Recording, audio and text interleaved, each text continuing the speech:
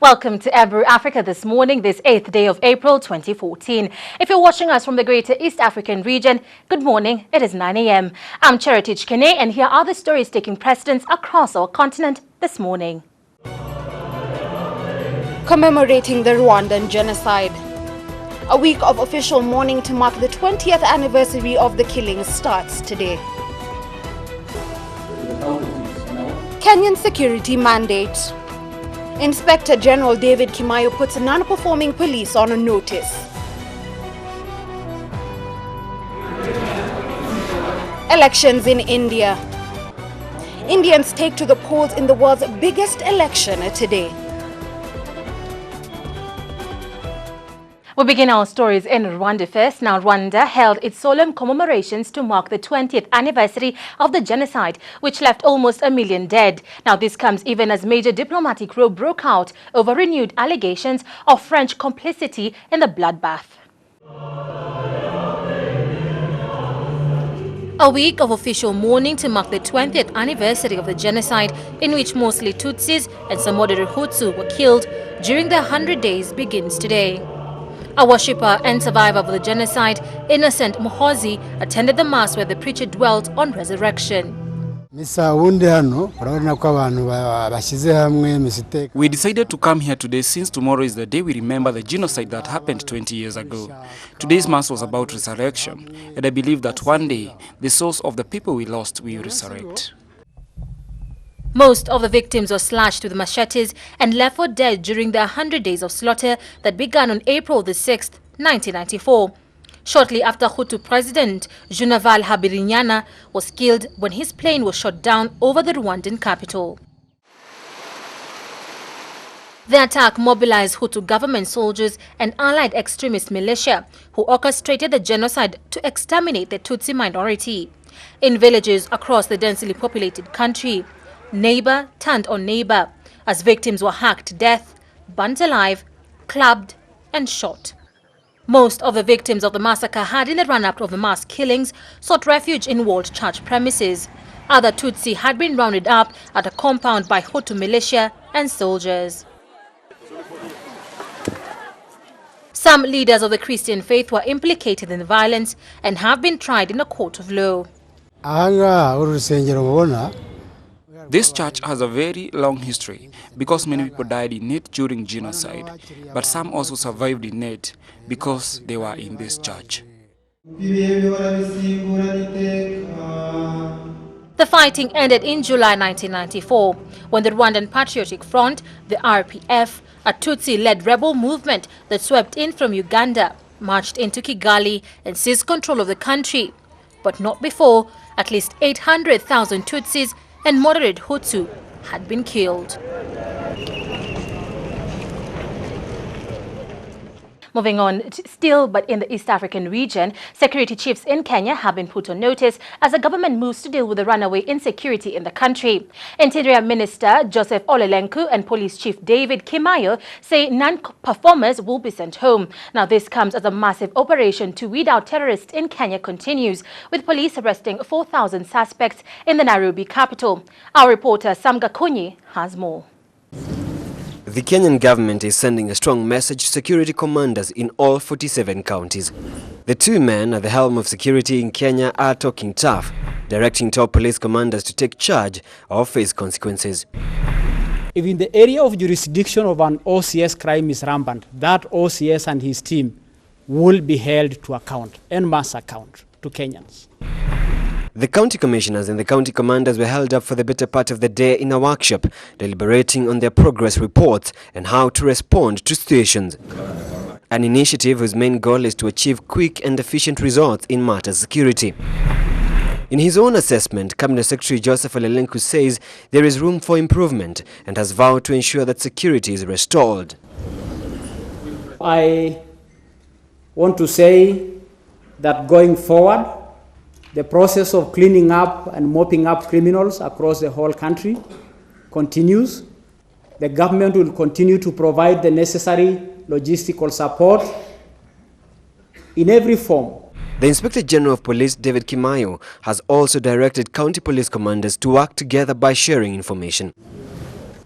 We always say information, a very, very good information that you have and not share is not information.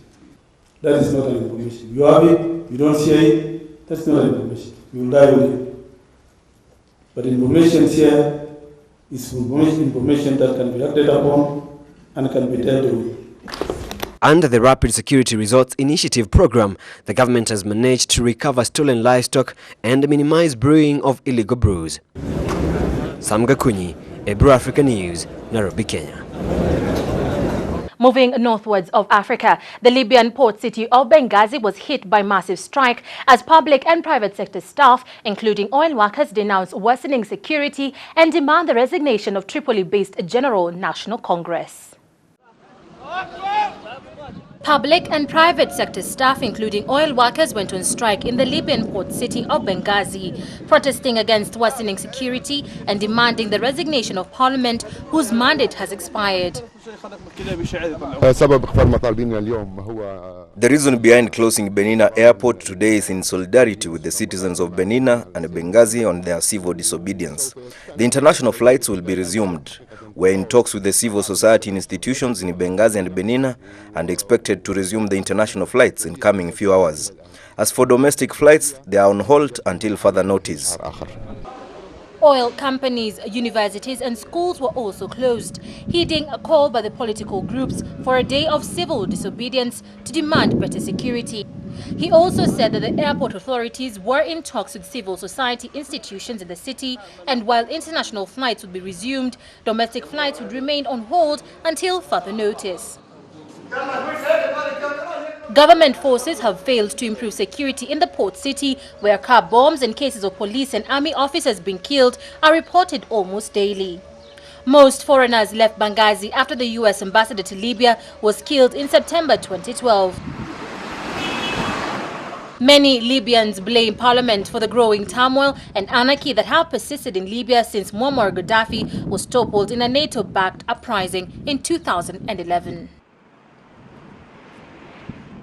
Still in the north, with Algeria's election campaign in full swing, ailing President Abdelaziz Bouteflika is conspicuous in his absence, but remains a firm favorite as high-profile allies crisscross the country to make his controversial case. Even after 3 elections and almost 15 years in power, Algerian President Abdelaziz Bouteflika is likely to win a 4th term. The ailing 77-year-old is heavily criticized for being unable to participate in his own campaign, earning him the moniker, the invisible candidate. After spending 3 months in a French hospital last year recovering from a stroke, he was seen here submitting his candidacy in person and declaring his intent to run. It was the first time Bouteflika had spoken on television in more than 2 years. I came to officially submit my application in accordance with Article 74 of the Constitution and the electoral law. Analysts, however, don't see a feeble candidate, but a shrewd political player. There is no way that he can lose. He's supported by the state apparatus, the administration throughout the country. Imagine, this is a huge country. It is 5 times the size of France. The mayors, sub-prefectures, prefects were appointed by him, so he controls all aspects of the running of the country. Supported by the ruling National Liberation Front, Bouteflika faces 5 challengers, his main rival being former Prime Minister Ali Benflis. I think that this 4th candidacy is seen by the Algerians not simply as a continuation of the status quo, but more as a downward spiral for Algeria, and it is done in spite of what the people want. President Bouteflika rose to power during a tumultuous period following Algeria's first democratic election after independence from France, called the Black Decade. Even though he brought desperately needed stability, many feel the time for a changing of the guard is long overdue. Maybe 52 years after independence, it is time to pass the torch to the new generation. How can one govern a country for an extra 5 years when one is ill, physically diminished, and having already ruled for 20 years? Today, though physically fragile, the strong-willed Bouteflika claims he can still lead Algeria, a nation itself with a fragile economy and growing unease over the future of its political leadership. Moving east to Kenya, now Kenyan governors are optimistic that devolution will work despite numerous challenges facing its implementation. In the just concluded devolution conference in Kwale County, the governors are keen to dialogue with the state to ensure that counties achieve their objective. The equalization of funds from the national government as provided for in Article 204 has also been put in place to ensure that development of some of the areas that have been lagging behind are looked into, and this brings into focus the county governments. The chairman of the Council of Governors, Isaac Ruto, who is also the governor of Bomet County, says that this is the first stage of strategic placement and gradual implementation. Remember, for the first year and maybe part of the second year, we will still be setting up the modalities, the structures, and methodologies of engagements, which will be quite complex. And right now, the counties are putting their houses in order, so that then they are then able to go to the next stage in which they have got something to share. They should first be able to produce. But the first thing they must do is to ensure that what their citizenry require is provided. Some of the county governors have put in place strategies and modalities of transforming the current stereotype of farming so as to boost food productivity in their counties. This was echoed by the governor of Uasin Gishu, where farming is the main economic activity. As a county, we are looking at shifting from wheat and maize farming to serious horticulture and dairy farming. Because we've done our SWOT and we've known where our strength lies. We cannot continue doing the same thing the same way over time and expect other results. Though up to now some counties are still experiencing some teething problems in the actual way forward, some have already taken a lead step in the areas of development and wooing investors, and notable among them, taking the lead, is the governor of Machakos County, Dr. Alfred Mutua. He gives advice on how best to jumpstart development in the counties. I don't want to repeat those mistakes, so we are doing things differently. So it's a paradigm shift of the way we do things. You keep your eyes on Mwananchi, you work on Mwananchi, and that becomes your focus. Politics takes a second or third, goes to the second or third room. You focus on development first, politics later. But in Kenya, politics takes number 1 to number 9, development number 10. Machakos, we are saying development number 1 to number 9, politics number 10, because you are elected to develop, not just politic. The devolved system of governance thus far has not been able to make the common man truly feel that the expected positive impact is coming, especially in the areas of education and health. But ultimately, with the final implementation of the county framework, fruits of development are bound to be seen and felt by the inhabitants of the county. All the governors of all the 47 counties are converging here in Kwale County for a devolution evaluation conference, and also to chart a way forward of how to bring development to the people in their various counties. Reporting for Ebru News Africa in Kwale County, I'm CJ Junior. Now, as the world prepares to mark the International Labour Day on May the 1st, Kenya's national trade union KOTU wants the government to increase the minimum wage by 20%. This demand comes at a time where the Kenyan government is struggling to rein in on the high wage bill. The Central Organization of Trade Union KOTU, the body that represents registered workers' unions in Kenya, is not sparing the government on matters to do with workers' welfare. Though the government is struggling with the issue of high wage bill, KOTU wants the Jubilee government to announce a 20% minimum workers' wage increment during this year's Labour Day celebrations. And there should be no any diversionary tactics that, we want to promote this federation against court, we want to do this against court. Those are diversionary tactics. The demand comes even before last year's pledge by the government to increase the minimum wage is honored. The union has threatened to take action if the increment will not be effected, saying many workers are struggling with the high cost of living.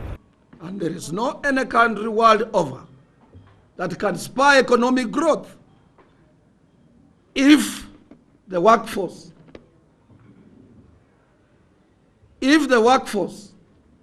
is not properly compensated.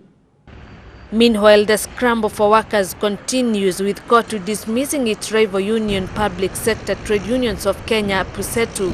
KOTU Secretary General Francis Atwoli says they enjoy a large following, with the official government's records showing it has over 1.2 million members as compared to PUSETU's 259,293 members. In matters West Africa, Nigeria has rebased its gross domestic product, that's the GDP data, which has pushed it above South Africa as the continent's biggest economy. Now, the Nigerian GDP now includes previously unaccounted industries like telecoms, information technology, music, online sales, airlines, and film production. Statistics show the GDP for 2013 totaling to $509.9 billion, which compares with that of South Africa of $370.3 billion at the end of 2013. However, some economists point out that Nigeria's economic output is underperforming because at 170 million people, its population is 3 times larger than South Africa's. On a per capita basis, South Africa's GDP numbers are 3 times larger than Nigeria's. Rebasing is carried out so that a nation's GDP statistics give the most up-to-date picture of an economy as possible. Most countries do it at least every 3 years or so, but Nigeria had not updated the components in its GDP base year since 1990. International aid donors are keen for more African countries to undertake this process regularly because it enables them to make better decisions when it comes to aid. Moving swiftly to the east, now Afghans turned out in large numbers to vote in the country's presidential election.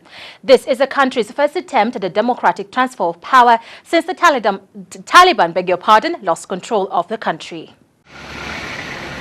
Kabul remains under tight security after Afghanistan's landmark presidential election.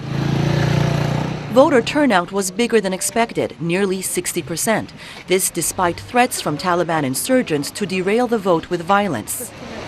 There's a palpable sense that just perhaps greater stability is finally within reach. We're so happy that yesterday's election took place in a peaceful environment. There was good security around the country and everywhere was peaceful. Saturday's election was Afghanistan's first attempt at a democratic transfer of power since the Taliban lost control of the country. Shukriya Barakzai is a member of parliament. She says the high turnout sent a message to the Taliban, who had called the election a Western sham. That was a fantastic slap on the face of enemy of Afghanistan, and exactly a big punch on the face of those whom they believe Afghanistan is not ready for democracy. But now begins a potentially dangerous period for Afghanistan. The winner needs over 50% of votes to avoid a runoff election, which could leave a power vacuum for the Taliban to exploit. We want the election result to be finalized in the first round. Our people, government, and economy are very weak. If it goes to a second round, it'll be a challenge for our security forces. Final election results won't come in for another 6 weeks, just when the country desperately needs a leader to stem rising violence, as foreign troops prepare to leave. Indians began voting in the biggest election, which is set to sweep the Hindu nationalist opposition to power at a time of low growth, anger about corruption, and warnings about religious unrest.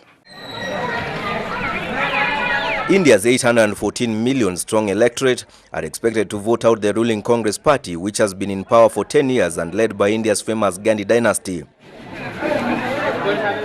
Voting began at 7 a.m. in 6 constituencies in tea-growing and insurgents-racked areas of the northeast. The 9-phase parliamentary election ends on May 12th, and the result should be announced 4 days later. Religious tensions are an undercurrent to the contest, which has mostly focused on development. Amit Shah faces a judicial investigation after he told supporters to see the election as a revenge against the government that protects and gives compensation to those who killed Hindus. Prime Ministerial frontrunner Modi has a polarizing effect on the public due to his links to anti-Muslim religious riots in 2002. More than 1,000 people, mostly Muslims, died in a spate of violence shortly after he became chief minister, leading to the United States and European powers to boycott him for more than a decade. Modi is expected to score strongly among the young people thanks to his message of aspiration and skills over the left-leaning Congress's speech of welfare and equitable development. Despite a decade under Congress when growth averaged 7.6% per year, a sharp slowdown since 2012 has crippled public finances and led investment to crash. There is a widespread perception that the current Prime Minister, Manmohan Singh's second term, was largely lost to indecision and scandal. The election will be the biggest in history as voters travel to nearly 1 million polling stations. That story wraps up the bulletin for now, but join me shortly for the social media trend. I am CHEROTICH KENEI. Stay tuned to Ebru, Africa This Morning.